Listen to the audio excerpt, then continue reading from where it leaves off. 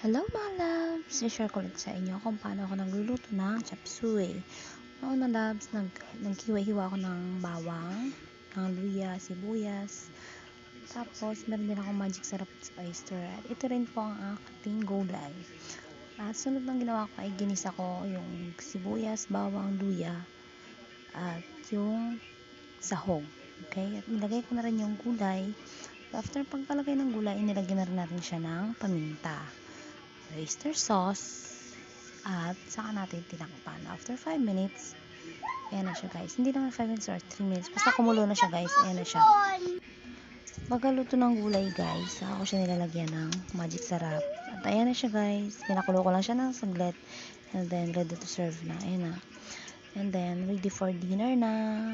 Lagi talaga ulam. Madalas yung ulam namin ay gulay. Dahil, dinidisiplina ko yung mga bata para masanay sila kumain ng gulay. Kasi hindi sa lahat ng panahon pwede sila ng mga canned goods, frozen goods, 'di ba? Kasi masama sa katawan 'yun. Bye.